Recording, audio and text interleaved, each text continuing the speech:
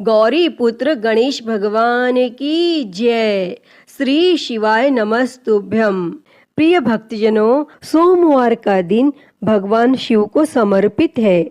इस दिन लोग भगवान शिव के लिए व्रत रखकर पूरे दिन भूखे रहकर भगवान शिव को प्रसन्न करने की कोशिश करते हैं। जो व्यक्ति सोमवार के दिन पूजा करते हैं उन्हें मनोवांछित फल अवश्य मिलता है। सोमवार व्रत के दिन भगवान शिव के पूजन के पश्चात सोमवार व्रत की कथा पढ़नी अथवा सुननी चाहिए, क्योंकि इसके बिना यह व्रत अधूरा माना जाता है। तो आइए हम सुनते हैं सोमवार व्रत की कथा। तो आप सभी भक्तजन इस कथा को पूरी श्रद्धा, ध्यान पूर्वक और प्रसन्न चित्त मन से सुनिए। तो आप सभी प्रेम से बोलिए, श्री उमापति शंकर भगवान की जय, सर्व देवी देवता की जय। एक बार की बात है, माता पार्वती शिवजी को पति रूप में प्राप्त करने के लिए घोर तप कर रही थी और उनके तप को देखकर देवताओं ने शिवजी से देवी की मनोकामना को पूर्ण करने की प्रार्थना की। तब शिवजी ने माता पार्वती जी की परीक्षा लेने सप्त ऋषियों को भेजा और सप्त ऋषियों ने शिवजी के सैकड़ों अवगुण गिनाए, परंतु पार्वती जी को महादेव के अलावा किसी और से विवाह मंजूर नहीं था। भक्तजनों, विवाह से पहले सभी वर अपनी भावी पत्नी को लेकर आश्वस्त होना चाहते हैं। इसीलिए भगवान शिवजी ने स्वयं भी पार्वती जी की परीक्षा लेने की ठानी और भगवान शंकर प्रकट हुए और पार्वती जी को वरदान देकर अंतर ध्यान हुए। इतने में पार्वती माता जहाँ तप कर रही थी, वहीं पास में तालाब में मगरमच्छ ने एक लड़के को पकड़ लिया और लड़का जान बचाने के लिए चिल्लाने लगा। माता पार्वती जी से उस बच्चे की चीख सुनी नहीं गई और द्रवित हृदय होकर वह तालाब पर पहुंची तो देखती हैं कि वह मगरमच्छ लड़के को तालाब के अंदर खींचकर ले जा रहा है। तब लड़के ने देवी को देखकर कहा, मेरी ना तो माँ है, ना बाप, ना कोई मित्र, माता आप मेरी रक्षा करें। तब पार्वती जी ने कहा, हे मगरमच्छ, इस लड़के को छोड़ दो। तब मगरमच्छ बोला, दिन के छठे पहर में जो मुझे मिलता है उसे अपना आहार समझकर स्वीकार करना मेरा नियम है और ब्रह्मदेव ने दिन के छठे पहर इस लड़के को भेजा है, मैं इसे क्यों छोड़ूं? तब पार्वती जी ने विनती की, तुम इसे छोड़ दो, बदले में तुम्हें जो चाहिए वह मुझसे कहो। तब मगरमच्छ बोला, एक ही शर्त पर मैं इसे छोड़ सकता हूँ। आपने तप करके महादेव जी से जो वरदान लिया है, यदि उस तप का फल मुझे दे दो तो मैं इसे छोड़ दूंगा। तब पार्वती जी तुरंत तैयार हो गई और उन्होंने कहा, मैं अपने तप का फल तुम्हें देने के लिए तैयार हूँ, लेकिन तुम इस बालक को छोड़ दो। और मगरमच्छ ने समझाया, सोच लो देवी, जोश में आकर संकल्प मत करो। हजारों वर्षों तक जैसा तप किया है वैसा देवताओं के लिए भी संभव नहीं है। उसका सारा फल इस बालक के प्राणों के बदले चला जाएगा। तब माता पार्वती जी ने कहा, मेरा निश्चय पक्का है, मैं तुम्हें अपने तप का फल देती हूँ, तुम इसको जीवन दे दो। और तब मगरमच्छ ने पार्वती जी से तप दान करने का संकल्प करवाया और तप का दान होते ही मगरमच्छ का देह तेज से चमकने लगा और मगरमच्छ बोला, हे पार्वती, देखो तप के प्रभाव से मैं तेजस्वी बन गया हूँ। तुमने जीवन भर की पूंजी एक बच्चे के लिए व्यर्थ कर दी। चाहो तो अपनी भूल सुधारने का एक मौका और दे सकता हूँ। तब पार्वती जी ने कहा, हे ग्राह, तब तो मैं पुनः कर सकती हूँ, किंतु यदि तुम इस लड़के को निगल जाते तो इसका जीवन वापस नहीं मिल सकता था। और देखते ही देखते वह लड़का अदृश्य हो गया और मगरमच्छ भी लुप्त हो गया। तब पार्वती जी ने विचार किया, मैंने तब तो दान कर दिया है और अब पुनः तप आरंभ करूंगी। और पार्वती जी ने फिर से तप करने का संकल्प लिया। तब भगवान सदाशिव फिर से प्रकट होकर बोले, पार्वती भला अब क्यों तप कर रही हो? तब पार्वती जी ने कहा, प्रभु मैंने अपने तप का फल दान कर दिया है। आपको पति रूप में पाने के संकल्प के लिए मैं फिर से वैसा ही घोर तप कर आपको प्रसन्न करूंगी। और तब महादेव जी बोले, मगरमच्छ और लड़के दोनों रूपों में मैं ही था और तुम्हारा चित्त प्राणी मात्र में अपने सुख दुख का अनुभव करता है या नहीं, इसकी परीक्षा लेने को मैंने यह लीला रची थी। अनेक रूपों में दिखने वाला मैं एक ही हूँ। मैं अनेक शरीरों से अलग निर्विकार हूँ। तुमने अपना तप मुझे ही दिया है, इसीलिए अब और तप करने की कोई जरूरत नहीं है। तब देवी ने महादेव को प्रणाम कर प्रसन्न मन से विदा किया। तो सभी प्रेम से बोलिए, शंकर पार्वती भगवान की जय। हर हर महादेव। तो प्रिय भक्तजनों, आइए अब मनोकामनाओं को पूरी करने वाली दूसरी कथा को सुनते हैं। इस कथा को सुनने से ही व्रत संपूर्ण माना जाता है। उससे पहले आप सभी प्रेम से बोलिए, भगवान भोलेनाथ की जय, माता पार्वती की जय। किसी नगर में एक साहूकार रहता था। उसके घर में धन की कोई कमी नहीं थी, लेकिन उसकी कोई संतान नहीं थी, जिस वजह से वह बेहद दुखी था। पुत्र प्राप्ति के लिए वह भगवान शिव के प्रत्येक सोमवार का व्रत रखता था और पूरी श्रद्धा के साथ शिवालय में जाकर भगवान शिव और माता पार्वती जी की पूजा करता था। उसकी भक्ति देखकर माँ पार्वती प्रसन्न हो गईं और भगवान शिव से उस साहूकार की मनोकामना पूर्ण करने का निवेदन किया। पार्वती जी की इच्छा सुनकर भगवान शिव जी ने कहा कि हे पार्वती, इस संसार में हर प्राणी को उसके कर्मों के अनुसार फल मिलता है और उसके भाग्य में जो हो उसे भोगना ही पड़ता है।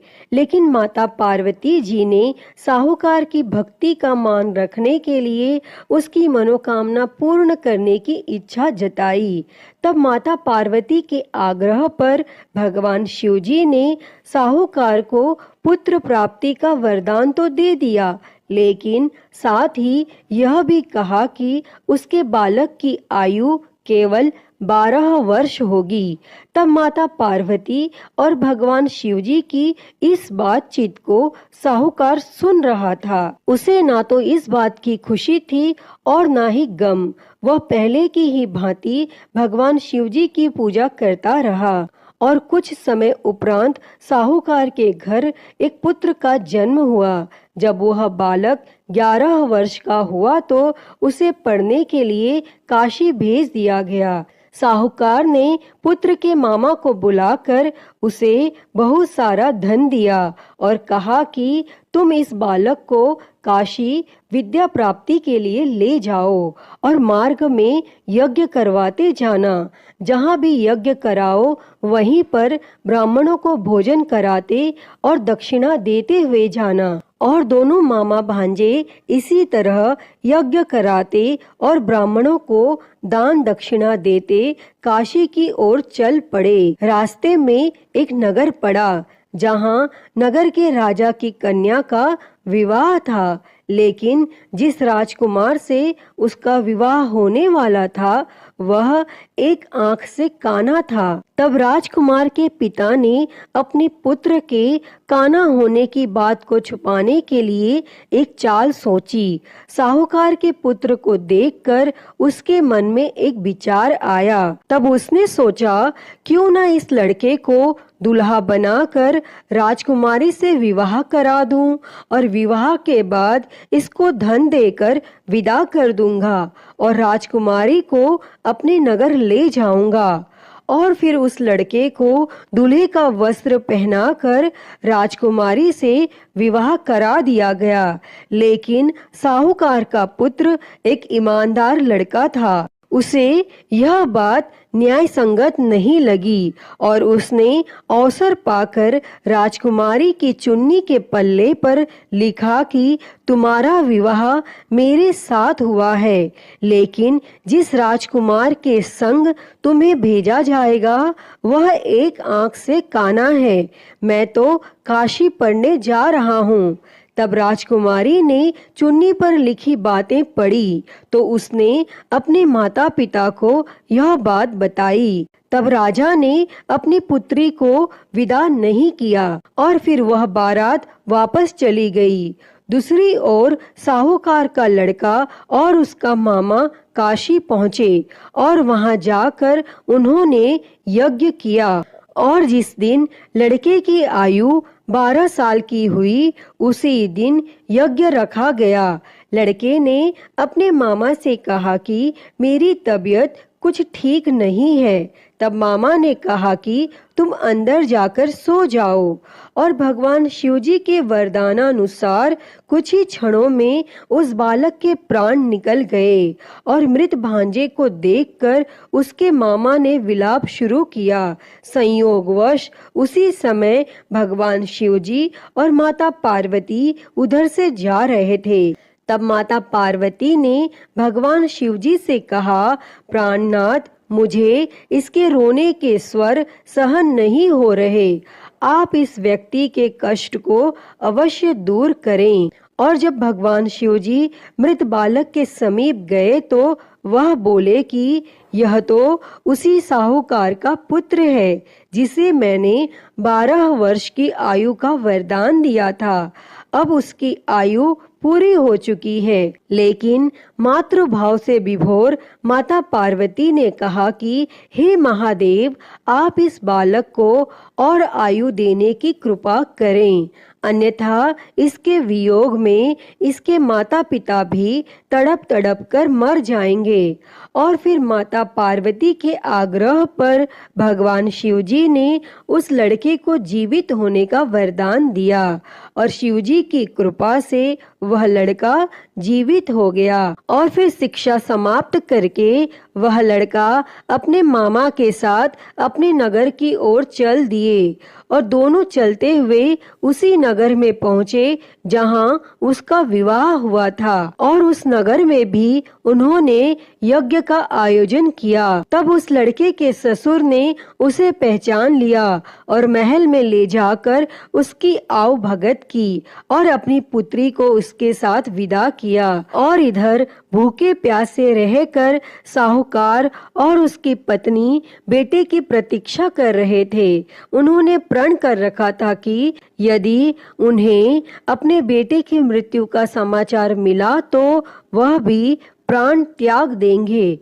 परंतु अपने बेटे के जीवित होने का समाचार पाकर वह बेहद प्रसन्न हुए। और फिर उसी रात भगवान शिवजी ने उस साहूकार के स्वप्न में आकर कहा, हे श्रेष्ठी, मैंने तेरे सोमवार के व्रत करने और व्रत कथा सुनने से प्रसन्न होकर तेरे पुत्र को लंबी आयु प्रदान की है। प्रिय भक्तों, जो कोई भी सोमवार का व्रत करता है या कथा सुनता और पढ़ता है उसके सभी दुख दूर होते हैं और समस्त मनोकामनाएं पूर्ण होती हैं। अतः हे भगवान भोलेनाथ जी, जैसी कृपा आपने उस साहूकार के बेटे पर करी वैसी ही कृपा इस कथा को कहते, सुनते और हुंकारा भरते सब पर करना। तो बोलिए भगवान भोलेनाथ की जय, माता पार्वती की जय। श्री शिवाय नमस्तुभ्यम। प्रिय भक्तजनों, आइए सुनते हैं श्री उमापति महादेव जी की आरती। तो सभी प्रेम से बोलिए हर हर महादेव। जय शिव ओमकारा, हो भोले भज शिव ओमकारा। ब्रह्मा विष्णु सदा शिव, भोले भोलेनाथ महाशिव। अर्धांगी धारा, ओम हर हर हर महादेव। एकानन चतुरानन पंचानन राजे, हो भोले पंचानन राजे। हंसासन गरुडासन, हंसासन गरुडासन, वृषवाहन साजे। ओम हर हर हर महादेव। दो भुज चार चतुर भुज, 10 भुज अति सोहे, ओ भोले 10 भुज अति सोहे। तीनों रूप निरखता, भोले जी का रूप निरखता, त्रिभुवन जन मोहे। ओम हर हर हर महादेव। अक्षमाला बनमाला मुंडमाला धारी, भोले मुंडमाला धारी। चंदन मृग मद सोहे, चंदन मृग मद सोहे, भोले शुभकारी। ओम हर हर हर महादेव। श्वेतांबर पीतांबर बाघांबर अंगे, ओ भोले बाघांबर अंगे। सनकादिक ब्रह्मादिक, सनकादिक ब्रह्मादिक, भूतादिक संगे। ओम हर हर हर महादेव। कर के मध्य कमंडल चक्र त्रिशूल धरता, हो भोले चक्र त्रिशूल धरता। जग करता जग भरता, जग करता जग भरता, जग संहार करता। ओम हर हर हर महादेव। ब्रह्मा विष्णु सदा शिव आजीवन एका, हो बोले जानत अविवेका।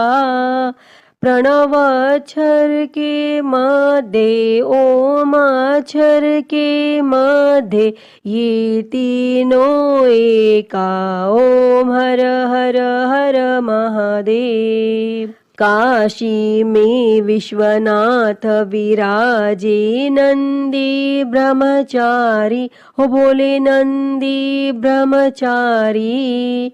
नित उठ दर्शन पावत, रुचि रुचि भोग लगावत, महिमा अति भारी। ओम हर हर हर महादेव। त्रिगुण स्वामी जी की आरती जो कोई नर गावे, हो बोले जो कोई नर गावे। कहत शिवानंद स्वामी, जपत हलाहल स्वामी, सुख संपत्ति पावे। ओम हर हर हर महादेव। जय शिव ओमकारा, हो भोले भज शिव ओमकारा। ब्रह्मा विष्णु सदा शिव, भोले भोलेनाथ महाशिव, अर्धांगी धारा। ओम हर हर हर महादेव। ओम हर हर हर महादेव। अच्युतं केशवं राम नारायणं, कृष्ण दामोदरं वासुदेवं हरे। श्रीधरं माधवं गोपिकावल्लभं, जानकी नायकं श्रीरामचन्द्रं भजे। हरे राम राम राम हरे हरे, हरे कृष्णा कृष्णा कृष्णा हरे हरे, हरे राम राम राम हरे हरे, हरे कृष्णा कृष्णा कृष्णा हरे हरे। बोलिए भगवान श्री रामचंद्र जी की जय। वृंदावन बिहारी लाल की जय। काशी विश्वनाथ महादेव की जय। श्री गणेश जी महाराज की जय। माँ भगवती की जय। धर्म की जय हो, अधर्म का नाश हो, प्राणियों में सद्भावना हो, विश्व का कल्याण हो, गौ हत्या बंद हो, गौ माता की सेवा हो, विश्व में शांति हो। ओम शांति शांति शांति ही। ओम नमः शिवाय। नमो नीलकंठाय। ओम नमः पार्वती पते। हर हर महादेव। हर हर महादेव। हर हर महादेव हर। प्रिय भक्तजनों, मैं उम्मीद करती हूँ कि आपको यह कथा पसंद आई होगी और अगर वीडियो अच्छी लगी हो तो इसे लाइक करें, ज़्यादा से ज़्यादा शेयर करें और कमेंट में हर हर महादेव लिखना ना भूलें। और महाकाल भक्ति ज्ञान चैनल को सब्सक्राइब कर नोटिफिकेशन बेल को ज़रूर ऑन कर लें। हर हर महादेव। धन्यवाद।